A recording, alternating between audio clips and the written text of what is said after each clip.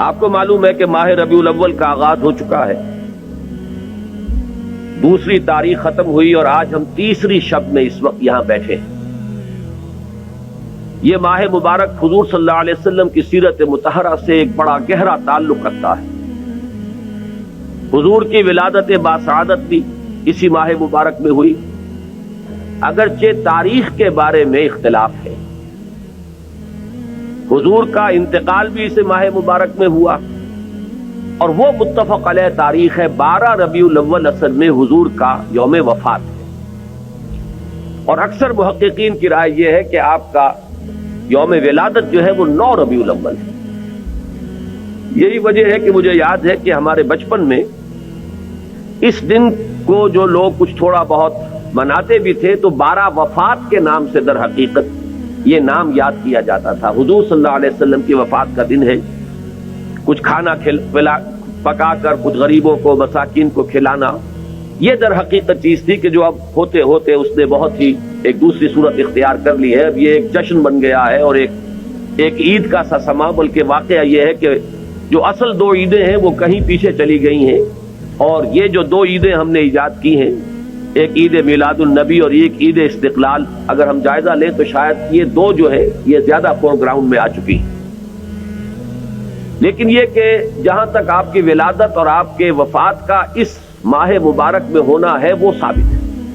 مزید برآں حضور کا ورود مدینہ منورہ میں بھی ماہ ربیع الاول میں ہوا ہے۔ اس پہلو سے اگر اس ماہ مبارک میں ہم سیرت النبی کے مطالعے کا ایک خاص موضوع رکھیں، کسی تاریخ کے تعین کے بغیر اس مہینے کی مناسبت سے سیرت مطہرہ پر گفتگویں ہوں، غور و فکر ہو، اور اس میں بھی عملی پہلو سامنے ہو، اتباع کا جذبہ ہو، سمجھنا سمجھانا اس لیے ہو کہ اس پر عمل کرنا ہے، تو یقیناً یہ چیز ہمارے لیے بہت مفید ہوگی اور ہمارے بہت سے امراض کا شاید اس سے مداوع ہو سکے۔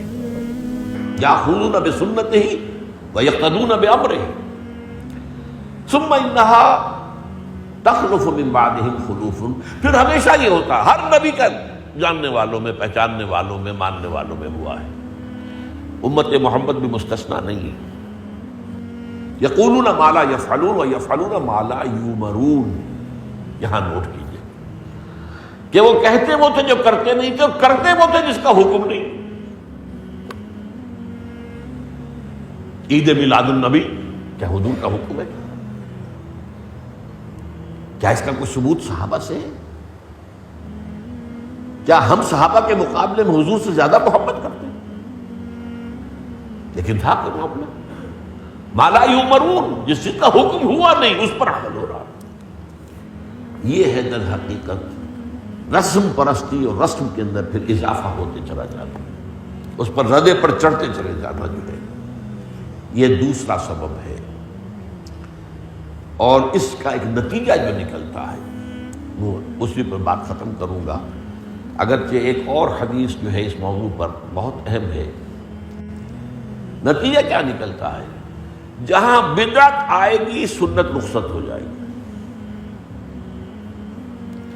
اب نماز جنازہ کی وہ اہمیت نہیں ہوگی، نہ نماز جنازہ یاد کرنی ہے، نہ دعا یاد کرنی ہے، کچھ پتہ نہیں، جا کے کھڑے ہو گئے ہیں، وضو بھی ہے کہ نہیں ہے، لیکن قرآن خوانی میں تو جانا ہی جانا۔ یہ کیوں ہوتا ہے؟ ورنہ یہ کہ نماز کی اہمیت ہوتی، نماز جنازہ کی، آپ اگرچہ عربی نہیں آتی لیکن ترجمہ تو اس دعا کا یاد کر لینا کوئی مشکل کام نہیں ہے، تاکہ کھڑے ہوں دل سے دعا مانگے۔ تو جہاں بدعت آئے گی وہاں سنت جو ہے اس کی حیثیت کم ہو جائے گی، اس کا استخفاف ہوگا یا غائب ہو جائے گا۔